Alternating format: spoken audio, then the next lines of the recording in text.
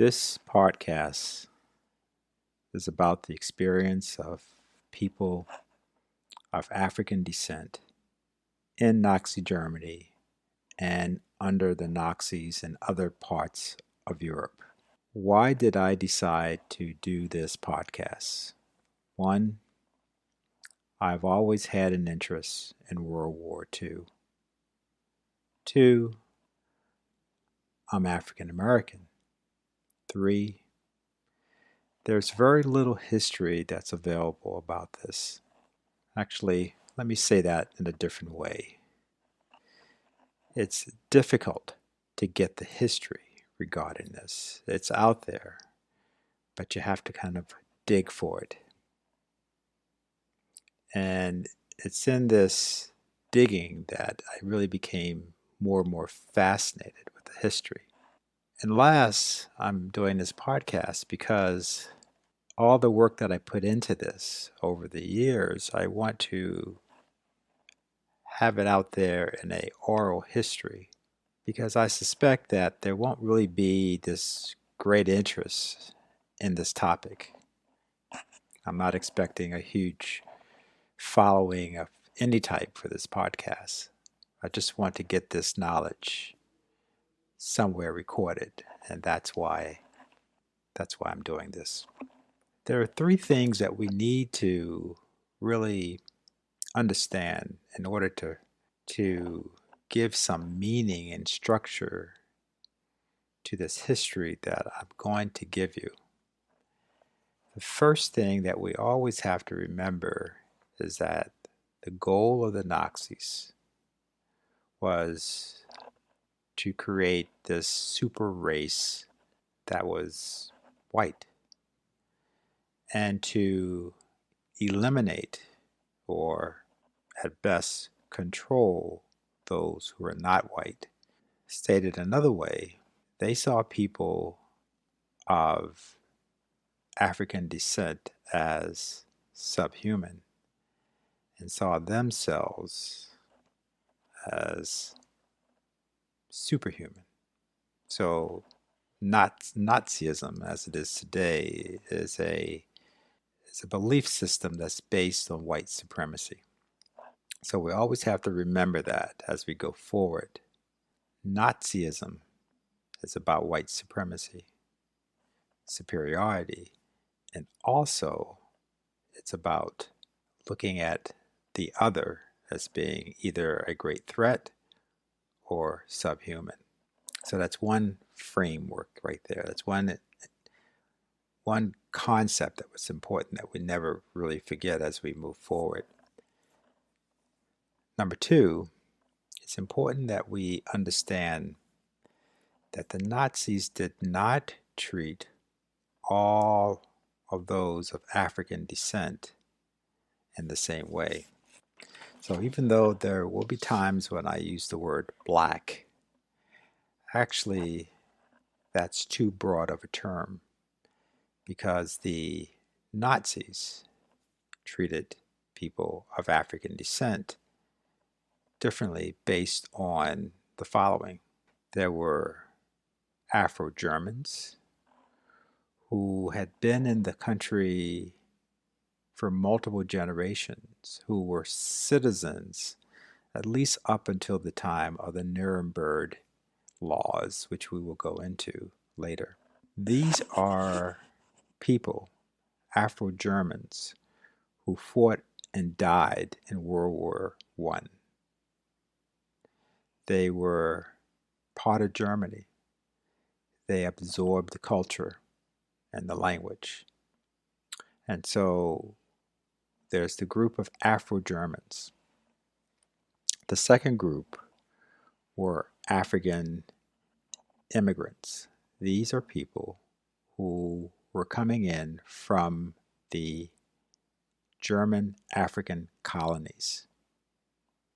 Yes, Germany had colonies in Africa that they lost at the end of World War I. And we will go over this a little bit in more detail later. So there was the second group of Africans who were less part of the culture, who didn't have this history of supporting the country, but was just immigrating to the dominant country that was controlling their original country in Africa. Okay, they were treated differently. And the third group were African Americans.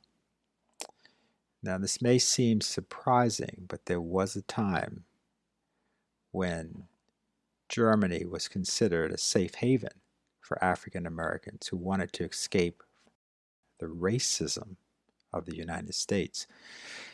Usually we think of Paris, France, that African Americans were coming to, but Germany was also an option.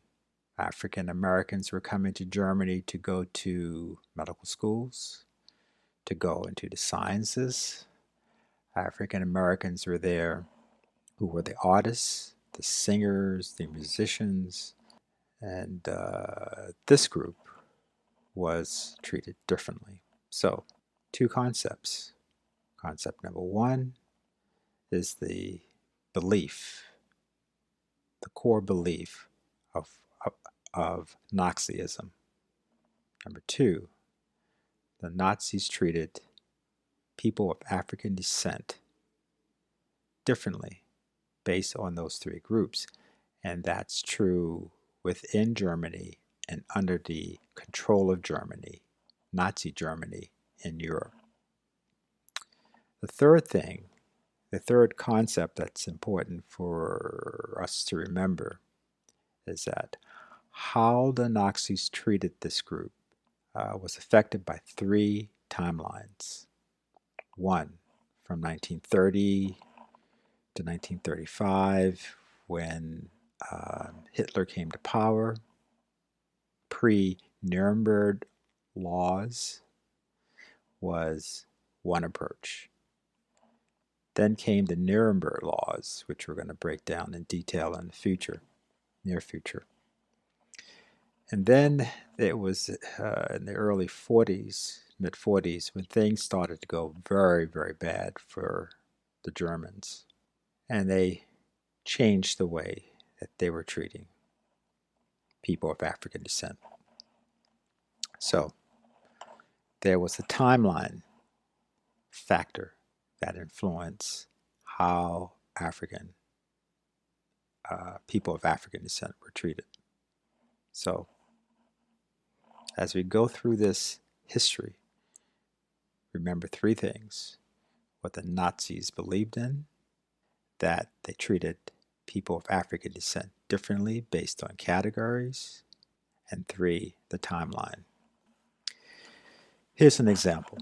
William Marcus Barn, Baarn, nicknamed Willie, was born sometime around 1907 in West Africa, Guinea. He immigrated to France and was a nightclub singer. He was in France when the Nazis invaded Paris and had control of most of the country. Well, in 1943, I'm going to call him Willie. Willie and a colleague of his was able to get his hands, or they were able to get their hands on a sailboat, a 75-foot sailboat, and decided to sail to Argentina. And they would have made it, but the German, his colleague was German, suffered a cut to his leg that became infected, and they had to make a stop in Brazil. Well, the Brazilian authorities were suspicious, not so much of Willie, because, well, you know, he looked like a sailor or a fisherman in a sailboat. They were suspicious of this German. So they both were placed into custody. And they went through this stuff in the hotel and on the boat. What they found was surprising. They found money a large sum of money for 6 different countries.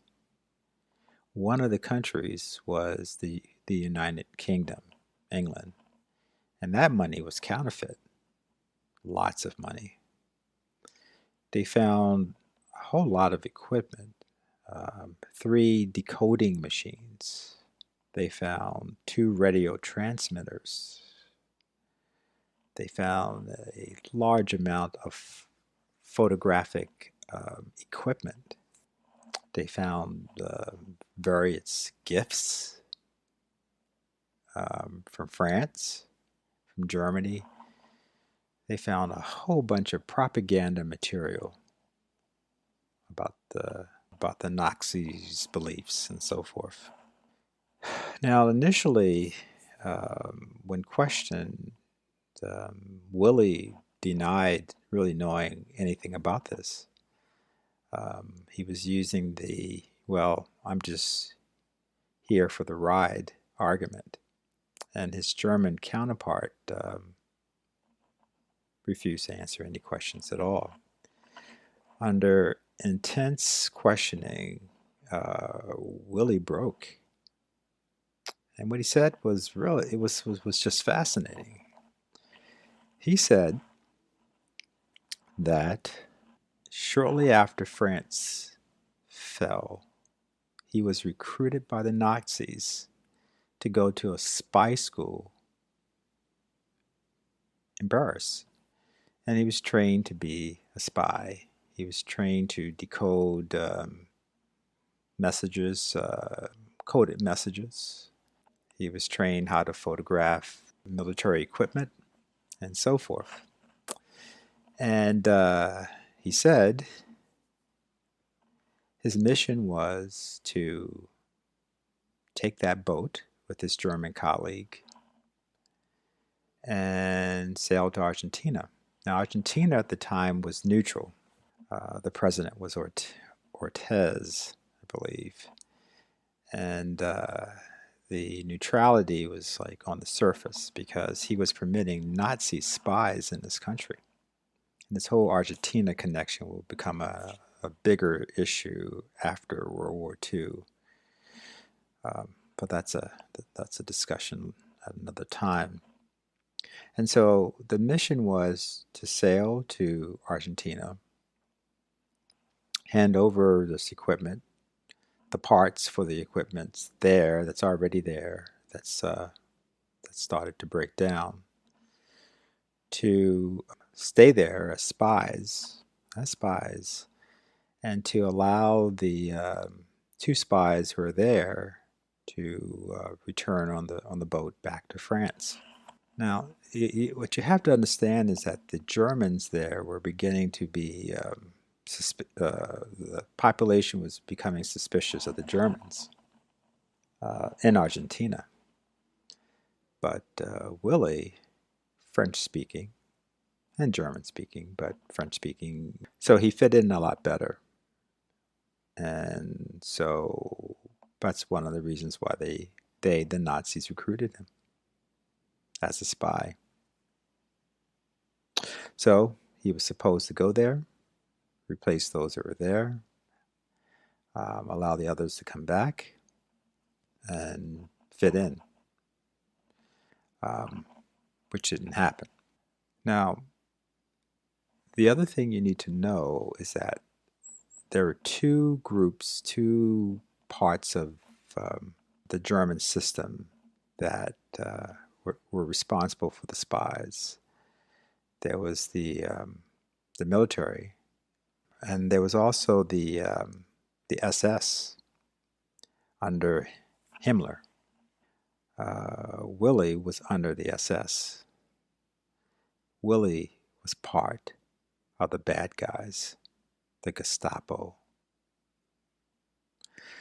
Now, I'm not going to go further into what happened with Willie, but the key thing to remember is this is an example of how differently the Nazis treated certain populations of African people, or people of African descent. That's number one. Number two, it also shows how they were different, or how they change as time went by towards this particular group of Africans, people of African descent. Willie would not have been recruited in the early 30s or in the mid 30s. It was in this period of time, this third period, that he was recruited. I will go into more detail about this later. So, welcome to this podcast. The key message today as we move forward is one, the Nazi ideology. Number two, the heterogeneous group of people of African descent under the Nazism,